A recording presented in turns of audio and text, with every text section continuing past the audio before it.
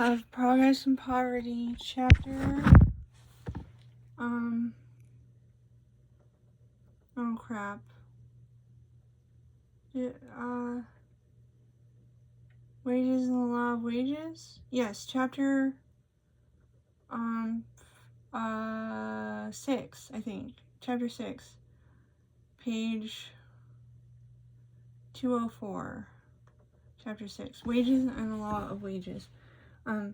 We have by inference already obtained the law of wages, but to verify the deduction and to strip the subject of all ambiguities, let us seek the law from an independent starting point.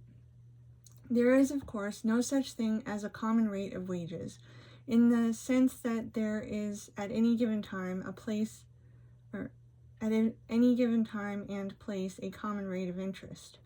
Wages, which include all returns received from labor, not only vary with the differing powers of individuals, but as the organization of society becomes elaborate, very largely as between occupations.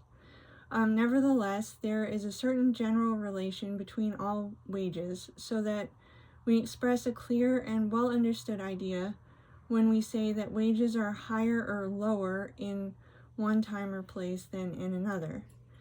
In their degrees, wages rise and fall in obedience to a common law. What is this law? The fundamental principle of human action, the law that is to political economy what the law of gravitation is to physics, is that men seek to gratify their desires with the least exertion. Evidently, this principle must bring to an equality, through the competition it induces, the reward gained by equal exertions under similar circumstances. When men work for themselves, their equalization will be largely affected by the equation of prices, and between those who work for themselves and those who work for others, the same tendency to equalization will operate. Now, under this principle, what, in conditions of freedom, will be the terms at which one man can hire others to work for him? Evidently, they will be fixed by what the men could make if laboring for themselves. The principle which will prevent him from having to give anything above this, except what is necessary to induce the change, will also prevent them from taking less. Did they demand more, the competition of others would prevent them from getting employment. Did he offer less, none would accept the terms, as they could obtain greater results by working for themselves. Thus, although the employer wishes to pay as little as possible, and the employee to receive as much as possible, wages will be fixed by the value or produce of such labor to the laborers themselves. If wages are temporarily carried either above or below this line, a tendency to carry them back at once arises. But the result, or the earnings of labor, as is readily seen in those primary and fundamental occupations in which labor first engages, and which, even in the most highly developed condition of society, still form the base of production, does not depend merely upon the intensity or quality of the labor itself. Wealth is the product of two factors, land and labor, and what a given amount of labor will yield will vary with the powers of natural opportunities to which it is applied. This being the case, the principle that men seek to gratify their desires with the least exertion will fix wages at the produce of such labor at the point of highest natural productiveness open to it. Now, by virtue of the same principle, the highest point of natural productiveness open to labor under existing conditions will be the lowest point at which production continues, for men, impelled by a supreme law of the human mind to seek the satisfaction of their desires with the least exertion, will not extend labor at a lower point of productiveness while a higher is open to them. Thus, the wages which an employer must pay will be measured by the lowest point of natural productiveness to which production extends, and wages will rise or fall as this point rises or falls. To illustrate, in a simple state of society, each man, as is the primitive mode, works for himself. Some in hunting, let us say, some in fishing, some in cultivating the ground. Cultivation, we will suppose, has just begun, and the land in use is all of the same quality, yielding a similar return to similar exertions. Wages, therefore, for though there is neither an employer nor employed, there are yet wages, will be the full produce of labor, and making allowances for the different agreeableness, risk, etc., in the three pursuits, they will be on average equal in each. That is to say, equal exertions will yield equal results. Now, if one of their number wishes to employ some of his fellows to work for him instead of for themselves, he must pay wages fixed by this full average produce of labor. Let a period of time elapse. Cultivation has extended, and instead of land of the same quality, embraces lands of different qualities.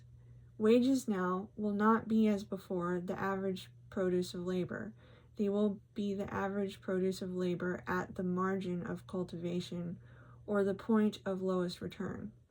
For as men seek to satisfy their desires with the least possible exertion, the point of lowest return in cultivation must yield to labor a return equivalent to the average return in hunting and fishing. Labor will no longer yield equal returns to equal exertions, but those who extend their labor on the superior land will obtain a greater produce for the same exertion than those who cultivate on inferior land. Wages, however, will still be equal, for this excess which the cultivators of the superior land receive is in reality rent. And if land has been subjected to individual ownership, will give it a value. Now, if under these changed circumstances, one member of this community wishes to hire others to work for him, he will have to pay only what the labor yields at the lowest point of cultivation. If thereafter the margin of cultivation sinks to a point of lower and lower productiveness, so must wages sink. If on the contrary it rises, so also must wages rise. For just as a free body tends to take the shortest route to the earth's center, so do men seek the easiest mode to the gratification of their desires.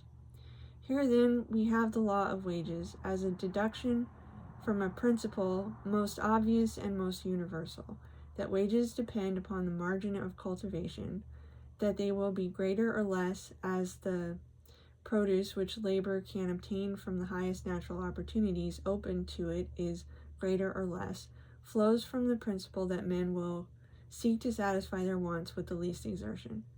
Now, if we return from simple social states to the complex phenomena of highly civilized societies, we shall find, upon examination, that they also fall under this law. In such societies, wages differ widely, but they still bear a more or less definite and obvious relation to each other. This relation is not invariable, as at one time a philosopher of repute may earn by his lectures manyfold of wages of the best mechanic, and at another can hardly hope for the pay of a footman, as in a great city occupations may yield relatively high wages, which in new settlements would yield relatively low wages, yet these variations between wages may, under all conditions and in spite of arbitrary divergences caused by custom, law, etc., be traced to certain circumstances.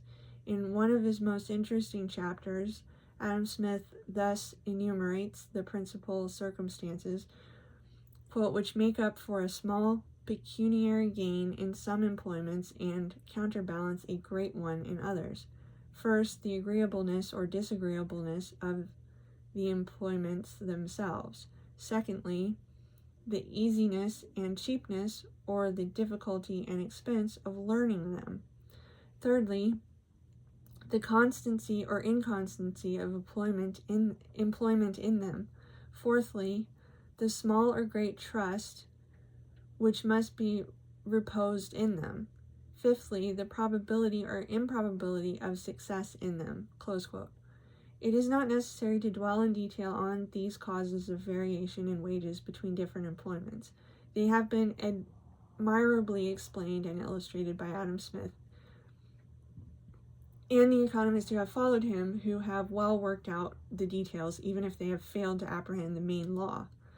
The effect of all the circumstances which give rise to the differences between wages in different occupations may be included as supply and demand, and it is perfectly correct to say that the wages in different occupations will vary relatively according to differences in the supply and demand of labor, meaning by demand the call which the community as a whole makes for services of the particular kind, and by supply the relative amount of labor which, under the existing conditions, can be determined to the performance of those particular services.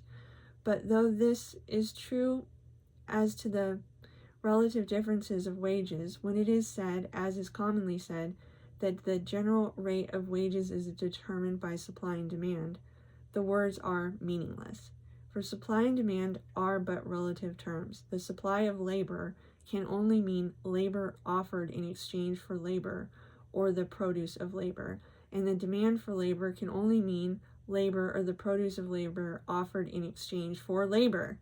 Supply is thus demand, and demand supply, and in the whole community one must be co-extensive with the other. This is clearly apprehended by the current political economy in relation to sales, and the reasoning of Ricardo, Mill, and others, which proves that alterations in supply and demand cannot produce a general rise or fall in values, though they may cause a rise or fall in the value of a particular thing, is as applicable to labor.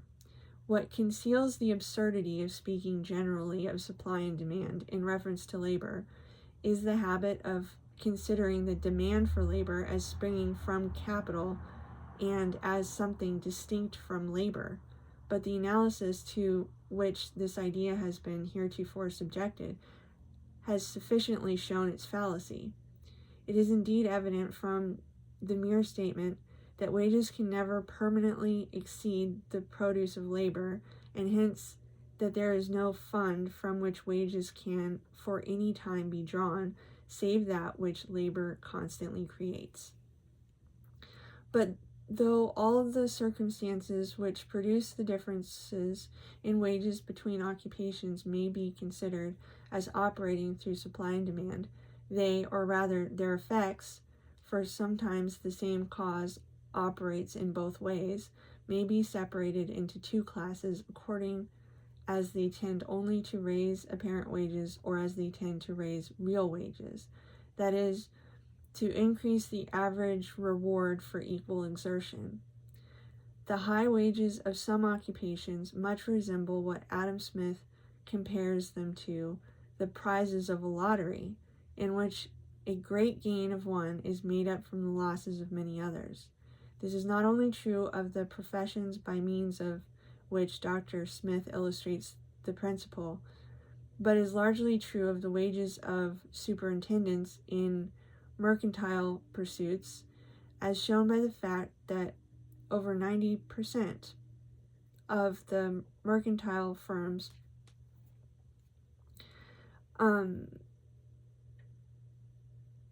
is largely true of the wages of superintendents in mercantile pursuits, as shown by the fact that over 90% of the mercantile firms that commence business ultimately fail. The higher wages of those occupations which can be prosecuted only in certain states of the weather, or are otherwise intermittent and uncertain, are also of this class, while differences that arise from hardship, discredit, unhealthiness, etc., imply differences of sacrifice, the increased compensation for which only preserves the level of equal returns for equal exertions. All these differences are, in fact, equalizations arising from circumstances which, to use the words of Adam Smith, make up for a small pecuniary gain in some employments and counterbalance a great one in others. But besides these merely apparent differences, there are real differences in wages between occupations, which are caused by the greater or less rarity of the qualities required, greater abilities or skill, whether natural or acquired, commanding on the average greater wages. Now, these qualities, whether natural or acquired, are essentially analogous to differences in strength and quickness in manual labor, and as in manual labor, the higher wages paid the man who can do more would be based upon wages paid to those who can do only the average amount. So wages in the occupation requiring superior abilities and skill must depend upon the common wages paid for ordinary abilities and skill.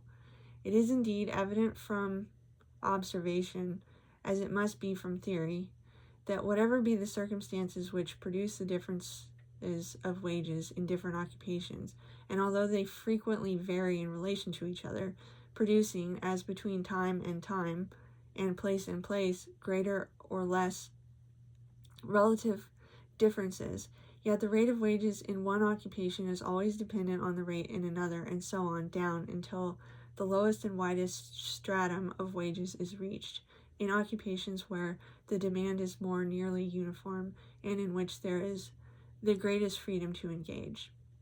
For although barriers of greater or less difficulty may exist, the amount of labor which can be determined to any particular pursuit is nowhere absolutely fixed. All mechanics could act as laborers, and many laborers could readily become mechanics. All storekeepers could act as shopmen, and many shopmen could easily become storekeepers. Many farmers would, upon inducement, become hunters or miners, fishermen or sailors, and many hunters, miners, fishermen, and sailors know enough of farming to turn their hands to it on demand. In each occupation there are men who unite it with others, or who alternate between occupations, while the young men who are constantly coming in to fill up the ranks of labor are drawn in the direction of the strongest inducements and least resistances. And further than this, all the gradations of wages shade into each other by imperceptible degrees, instead of being separated by clearly defined gulfs. The wages, even of the poorer paid mechanics, are generally higher than the wages of simple laborers, but there are always some mechanics who do not, on the whole, make as much as some laborers. The best paid lawyers receive much higher wages than the best paid clerks, but the best paid clerks make more than some lawyers, and in fact the worst paid clerks make more than the worst paid lawyers.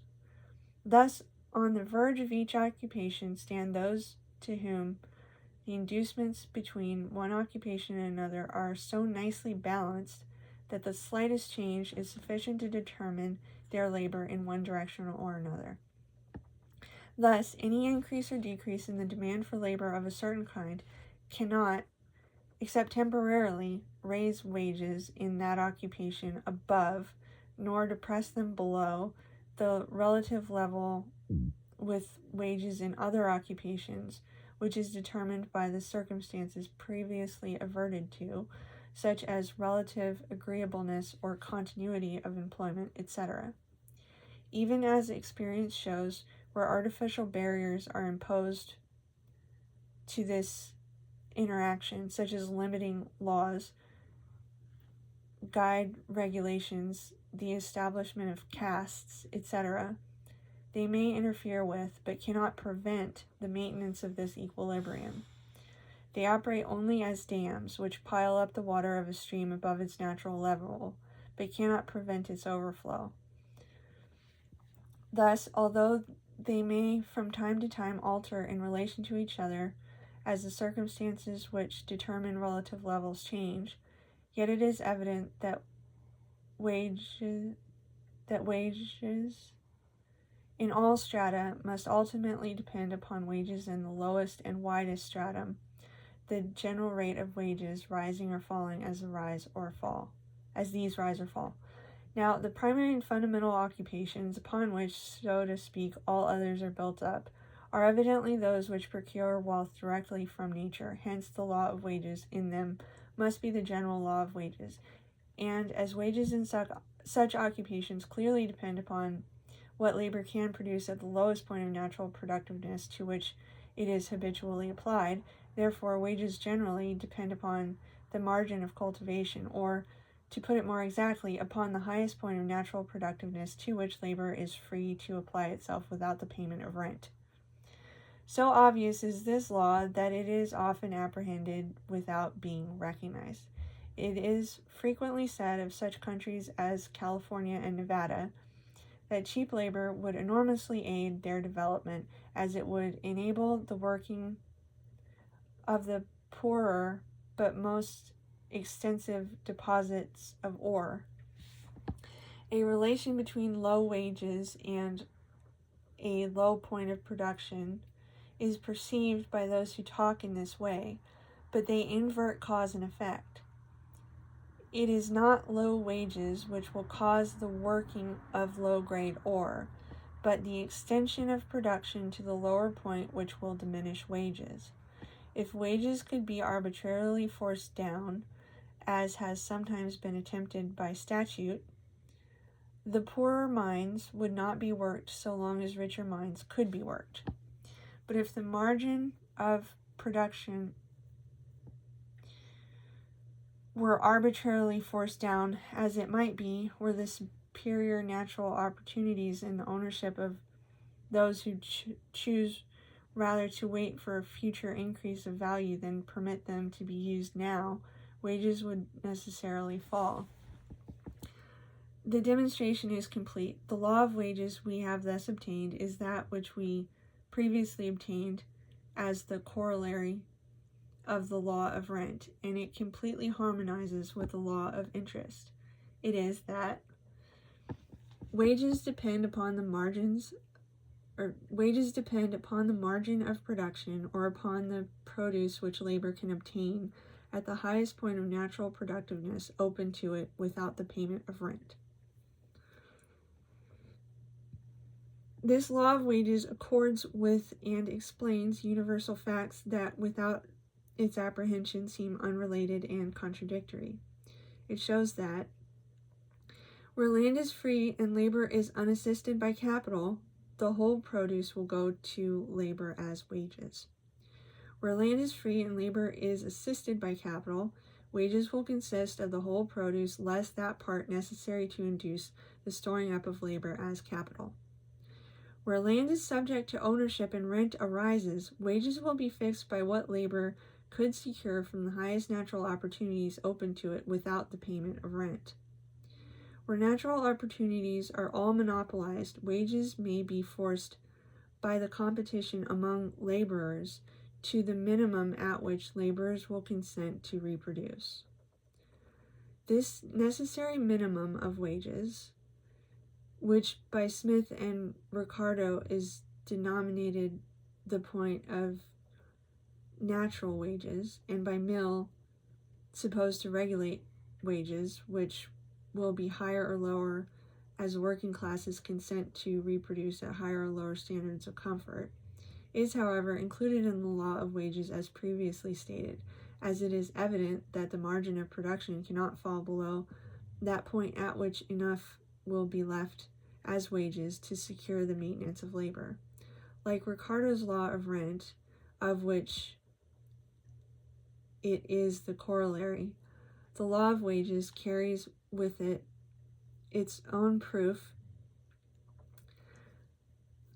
and becomes self-evident by mere statement, for it is but an application of the central truth that is the foundation of economic reasoning, that men will seek to satisfy their desires with the least exertion.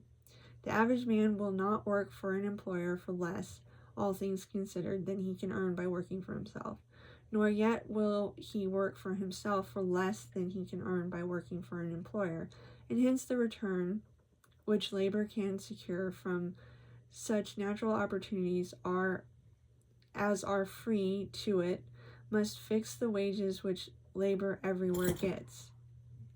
That is to say, the line of rent is the necessary measure of the line of wages. In fact, the accepted law of rent depends for its recognition upon a previous, though in many cases it seems to be an unconscious, acceptance of this law of wages. What makes it evident that land of a particular quality will yield as rent the surplus of its produce over that of the least productive land in use is the apprehension of the fact that the owner of the higher quality land can procure the labor to work for his land by the payment of what that labor could produce if exerted upon land of the poorer quality. In its simpler manifestations, this law of wages is recognized by people who do not trouble themselves about political economy, just as the fact that a heavy body would fall to the earth was long recognized by those who never thought of the law of gravitation. It does not require a philosopher to see that if any country natural opportunities were thrown open, which would enable laborers to make for themselves wages higher than the lowest now paid, the general rate of wages would rise. While the most ignorant and stupid of the placer miners of early California knew that as the placers gave out or were monopolized, wages must fall. It requires no fine-spun theory to explain why wages are so high relative to production in new countries where land is yet unmonopolized. The cause is on the surface. One man will not work for another for less than his labor will really yield when he can go upon the next quarter section and take up a farm for himself. It is only as land becomes monopolized and these natural opportunities are shut off from labor that laborers are obliged to compete with each other for employment, and it becomes possible for the farmer to hire hands to do his work while he maintains himself on the difference between what their labor produces and what he pays them for it. Adam Smith himself saw the cause of high wages where land was yet open to settlement, though he failed to appreciate the importance and connection of the fact. In treating the causes of the prosperity of new colonies, in chapter whatever, book whatever, Wealth of Nations, he says, quote, every colonist gets more land than he can possibly cultivate. He has no rent and scarce any taxes to pay.